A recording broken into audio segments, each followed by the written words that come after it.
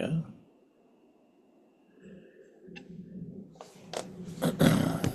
Hello, everyone might be listening on YouTube. This is John Lobdell. I read some poetry every 6 o'clock every Wednesday in the San Francisco Bay Area. Some friends, and then I put it on YouTube.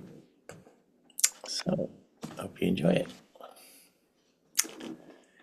Well, I actually start off with a little body mind centering, which I do by rubbing my hands so they get kind of warm. You can join me or not, doesn't matter. Put them right over your eyes. And then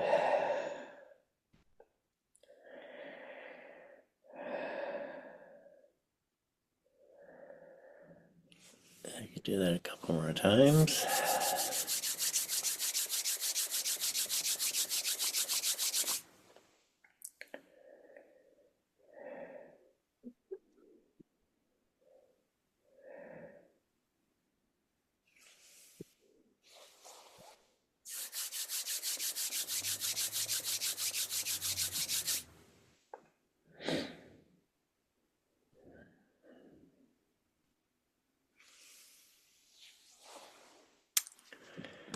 So, that exercise is from a work called Brima Body Work, which you can look up on brima.com and read all about.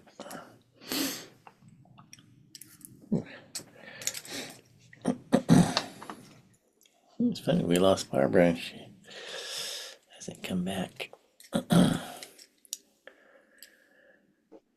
Well, okay. I'll read a few of my poems and then some others.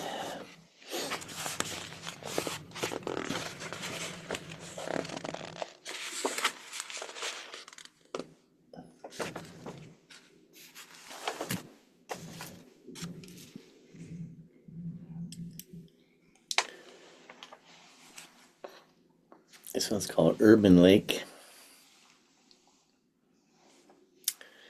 On little islands in the lake, I see white pelicans. On the water are myriad ducks, coots, and grebes. There is a shrieking of gulls and a honking of geese. Also, I hear the roar of motorcycles ridden by African American boys riding only on the back wheels. And near the inflow of water are drummers pounding out a raucous beat. For this is an urban lake, two worlds living side by side. I'm here watching it all. Near me are the tents of homeless people. My mind goes to far lands where people are killing each other for ideas. A group of pigeons suddenly rise up, flying in mass in crazy circles. I'm thinking I'd like to be flying above this crazy world. My leg has gone to sleep, and I stand up and stamp out the pins and needles. In doing so, I find my feet on the ground. Some new energy in me wants to run along the shore. I reach my arms up to stretch. Now I am running, waving my arms as if flying. I feel alive, and suddenly everything around me is alive. I realize then that this is the proper place for us, living simultaneously on the earth and in the sky. I'd like to see you go running down the beach with your arms in the air. Why not? I can do that. It'll be fun to watch.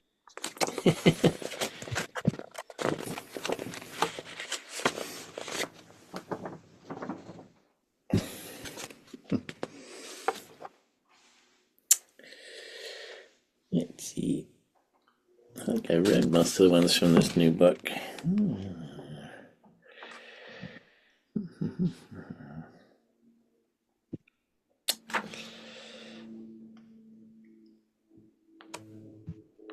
Maybe I'll read this one. Chocolate.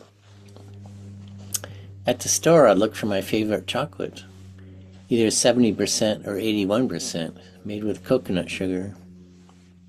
I usually buy the 70%. 81 is too bitter. Comes in a simple brown box. I can't find it. Oh no, I think. Another small company that couldn't make it. Then I see the company name on a bright pink box. It says raspberry dark chocolate. I buy it and take it home. I notice the box is bigger, but the bar inside is the same size. Now it's 77%, trying to appeal to both sides.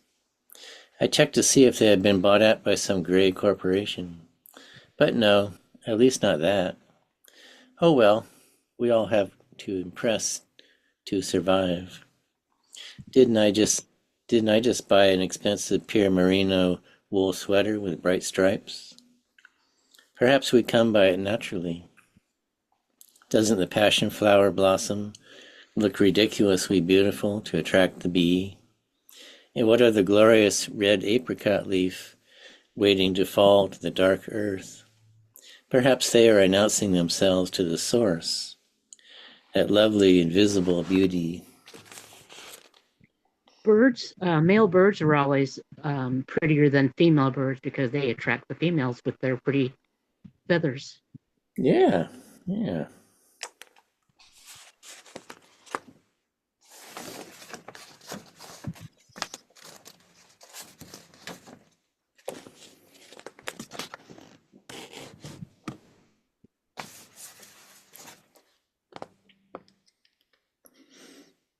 Like my finches, the males are kind of red and the females are just white and black.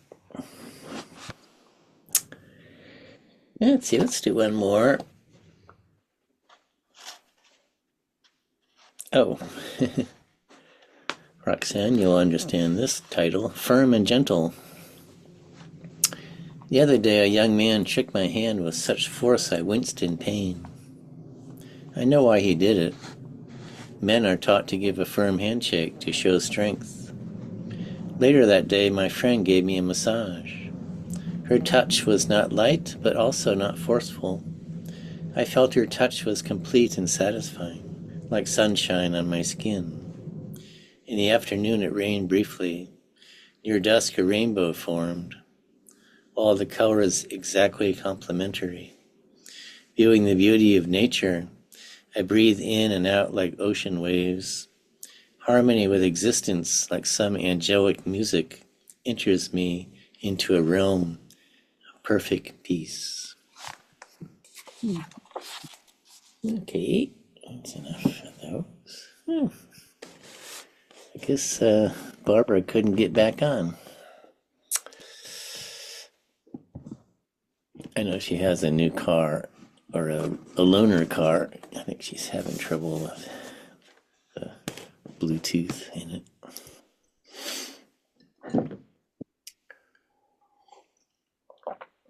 Let's see. Oh, usually around here I read Glenda's. Okay. You sent me one, I remember.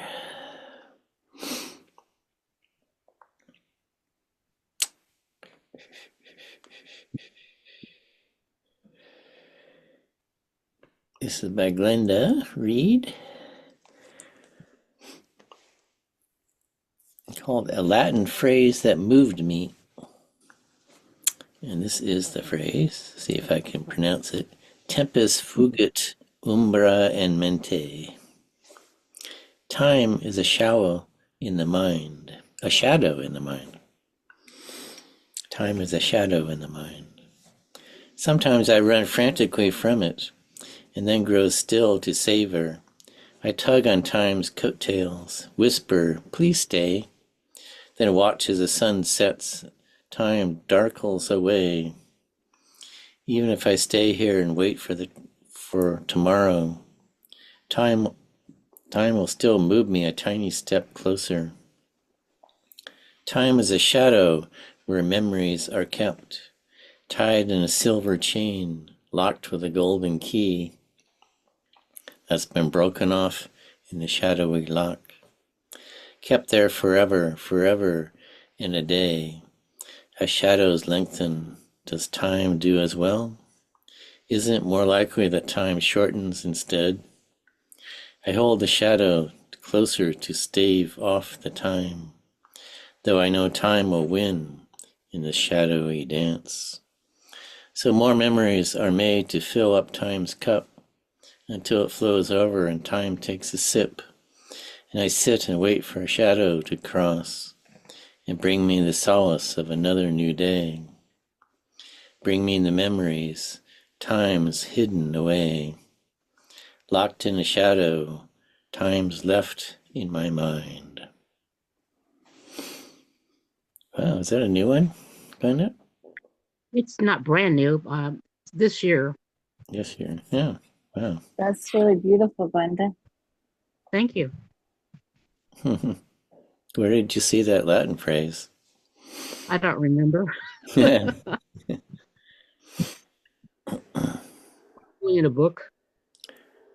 I wanted to say wonderful, so I looked it up in Latin. It's mirabilis. Yeah, I've read that. Mm-hmm. That's lovely, Glenda. Thank you. A lot in that. Wow. Well, I did. Well, I did wrote what I wrote one tiny thing today. Actually, I was reading a little book. It's actually not really a poetry book. It's Back to Beginnings, Reflections on the Tao by Huan Cho Darren, translated by Thomas Cleary. But I was reading some of these and they're very poetic, so I thought I'd read a few of them. To be good at reading the classics, you must read to the point where your hands and feet dance, for only thus do you avoid getting caught in literalism. To be good at observing things, you must observe to the point where your mind merges with them, for only thus do you avoid getting mired in the forms they leave behind. And here's another one. When you understand the sense of the here and now, the misty moonlight of the scenic lakes will enter your heart. When you break through the machinations before your eyes, the heroics of your ages will all wind up in the palm of your hand.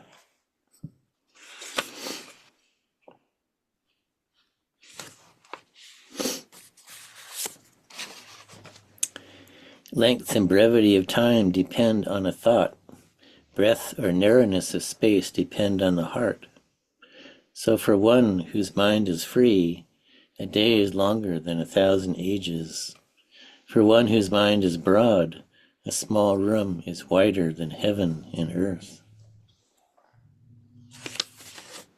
And finally, even if you can't get rid of the heat, as long as you can get rid of bother with the heat, your body is always on a cool terrace. Even if you can't get rid of poverty, as long as you can get rid of the sadness of poverty, your mind always lives in a comfortable abode. I like that. Yeah.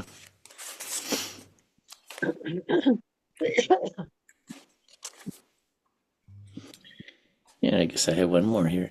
Mountain forests are beautiful places, but once you become attached to them, they become cities. Calligraphy and painting are elegant pastimes, but once you get greedy, they become commercialized. In general, when the mind is unattached, then the realm of desire is the capital of immortals. When the mind is attached, then objects of pleasure become an ocean of suffering. Yeah, I thought those were rather poetic. So I wrote a little one myself after reading those. Either busy or not busy is the same. Doing with non-attachment is being enlivened and peaceful. Oh, Barbara came back. Cool. Welcome back, Barbara.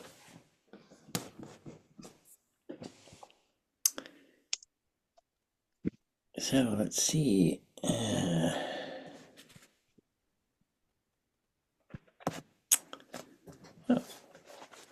guess I'll start reading some other poetry. This is by Rabindranath Tagore. Rabindranath Tagore. Will you let your life go as in a leaf shaking, dropping away, floating away in the rhythm of joy and the joy of breaking? With your ear to the ground, don't you hear all around the tune of death on death's bina waking in stars, sun and moon as you rush forward soon? And what of it to the fire to be lit, to the flame making? As you listen to that maddening song, who knows where the rushing along is bound, that will not turn and look around, and is not to be found in the knot tightly wound, but shoots on past as it loots quick and fast, with joy in what it is taking. As these footsteps of joy advance, the 6 seasons dance in their abandoned dance, and all the world's ground is in a flood drowned of color, song smell, and earth's pell-mell, in a throwing away, in a giving away, in joy of life's forsaking. That was pretty dense. I'm not sure what that was about, but here's one by Denise Levertov.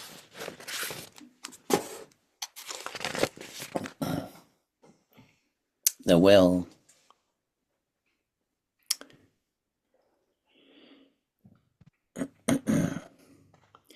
At 16, I believed the moonlight could change me if it would. I moved my head on the pillow, even moved my bed, as the moon slowly crossed the open lattice. I wanted beauty, a dangerous gleam of steel, my body thinner, my pale face paler. I moon-bathed diligently as others sunbathe, but the moon's unsmiling stare kept me awake. Mornings I was flushed and cross. It was on dark nights of deep sleep that I dreamed the most, sunk in the well, and woke rested, and if not beautiful, filled with some other power.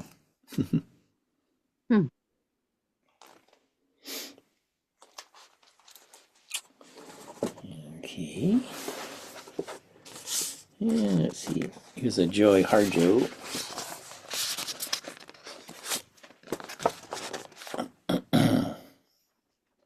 Naming. I call my sisters to dress for the stomp dance, and all the little creatures hum and sing in the thick grass around the grounds. Lightning bugs are tiny stars dancing in the river of dusk. Our stomachs are full of meat and fry bread, and the talk of aunts and uncles. Beautiful fire at the center of the dance, and the dusk has been lit. We lace up our turtle shells so we can dance into the circle. And in this spirit world is the grocery store. And in this spirit world is the grocery store over the hill, and all the houses, the river, the sky, and the highway. We have been here forever, say our mother, our father, and this is the name we call ourselves. I tell my sisters, this name that gives our legs the music to shake the shells, a name that is unspeakable by those who disrespect us, a name with power to thread us through the dark to dawn that leads us faithfully to the stars.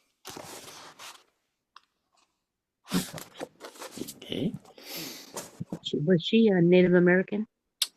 Yeah, I think she, I forget her tribe, somewhere down there in Oklahoma somewhere. Maybe it's not the Cherokee, I think it's something. I used to go to these powwows and I would dance in the circle dances, but what I remember is that fry bread. Mm-hmm. That was so good. Yeah, that's distinctly Native American, isn't it? I had some Native American friends, and And the woman, she had her own dress that she had made out of deer skin, and it was beautiful. And she taught me how to dance along with everybody else, and it was a lot of fun. Oh, that's cool. Oh, wow. It must be fun. Yeah. She died though. Uh, I think the only one I ever went to was from north northwest. I forget their tribe, and we This didn't is really dance. Iroquois. We kind of walked around in a circle. Remember, we like gave each other light baths from flame or something. Oh, actually, people were hitting drums, and I happen to have a drum with a Gila monster on it. Huh? He really didn't like that. He thought that was there's something spooky about that Gila monster.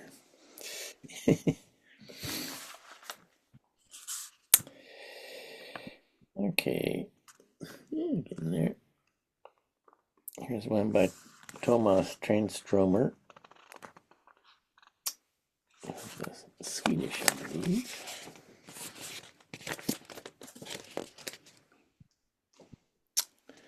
A couple. They turn out the lamplight, and its white globe glimmers for a moment, an aspirin rising and falling, then dissolving in a glass of darkness. Ooh, he has the most amazing images. Mhm. Around them, the hotel walls slide back like a backdrop into the night sky.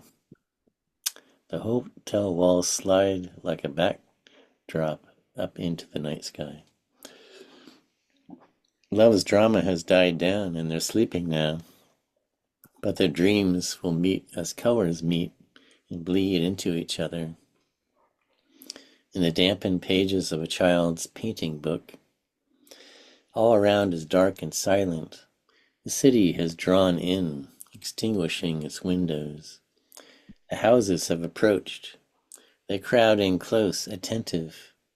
This audience of cancelled faces. Wow. I don't know what cancelled faces means.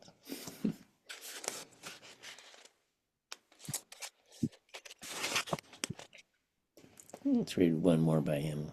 Face to face. In February, life stood still. The birds refused to fly with the soul. Grated against the landscape as a boat chafes against the jetty where it's moored. The trees were turned away, the snow's depth measured by the stubble poking through. The footprints grew old out on the ice crust. Under a tarpaulin, language is being broken down. Ooh. Suddenly, something approaches the window. I stop working and look up. The colors blaze. Everything turns around. The earth and I spring at each other.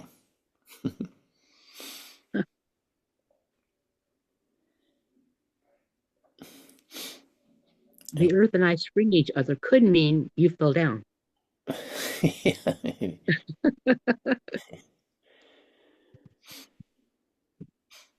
I like that line there. The footprints grew old out in the ice crust. Yeah.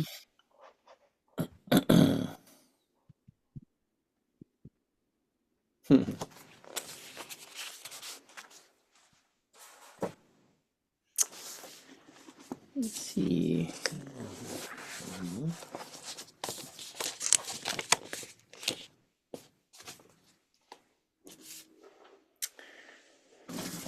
Here's one by Saint Catherine of Siena,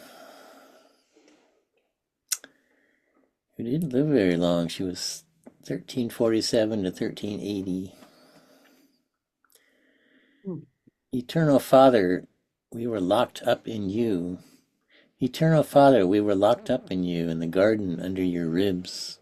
You drew us out of your holy mind like a flower petaled with our soul's three powers, and you placed the whole plant in each power, so the plant might bear fruit in your garden, might go with you might go to you with the fruit you generated in her, and you would come back to the soul to fill her with bliss and holiness. There the soul makes her home, like the fish in the sea, and the sea in the fish.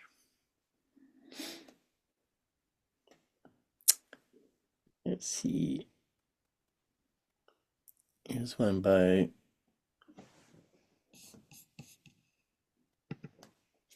somebody named Lala, which I think was Indian. The soul, like the moon, is new and always new again. And I have seen the ocean continuously creating. Since I scoured my mind and my body, I too, Lala, am new, each moment new. My teacher told me one thing, live in the soul. When that was so, I began to go naked and dance.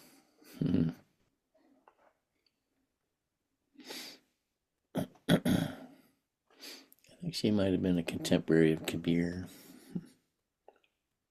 Here's another one by her. I drag a boat over the ocean. I drag a boat over the ocean with a solid rope. Will God hear? Will he take me all away? Like water in goblets of unbaked clay, I drip out slowly and dry. My soul whirls dizzy. Let me discover my home.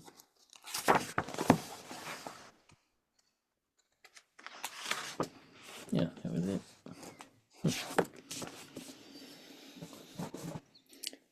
Okay, let's read one Ursala Le Guin, and then I'll go to Mary.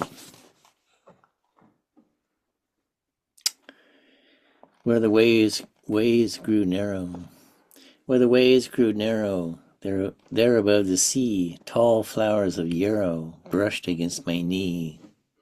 All I have kept from a time of sorrow, the cold twilight and the white yarrow. And one more by here, The Last Visit. In the heart of my memory, that house memories overcame me. Only if I could forget them would I be there in that house. There where all I remembered was substance, visible. I was my shadow's shadow, a child, a visitor, a ghost. All right, we're running out of time, so I'll go to Mary Oliver. Oh, let's open it up to one of my favorite Marys of all time. I'll read that one. 7 white butterflies. 7 white butterflies, delicate in a hurry. Look how they bang the pages of their wings as they fly. To the fields of mustard yellow and orange and plain gold. All eternity is in the moment. This is what Blake said, Whitman said. Such wisdom in the agitated motions of the mind, 7 dancers floating. Even as worms towards paradise, see how they banter and rise and riot and rise to trees, flutter, lob their white bodies into the invisible wind, weightless, lacy, willing to deliver themselves unto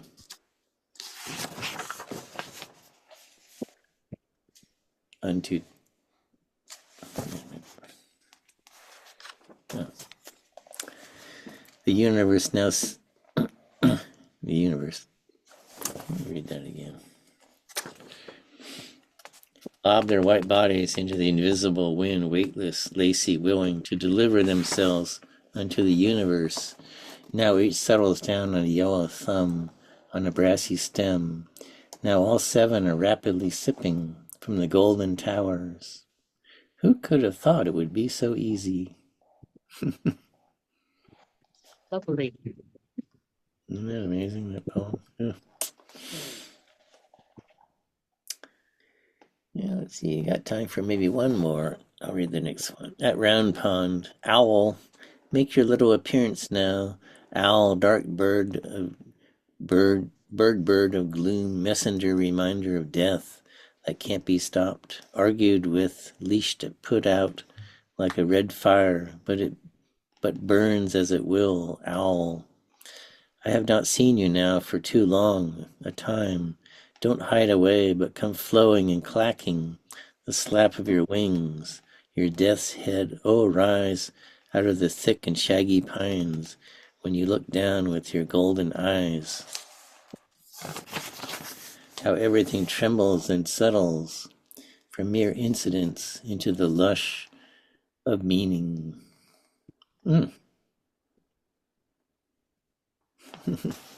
Lush of meaning.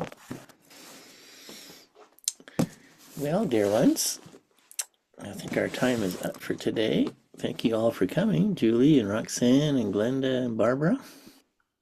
Thank you, John. Thank you, John. Yes, thank you.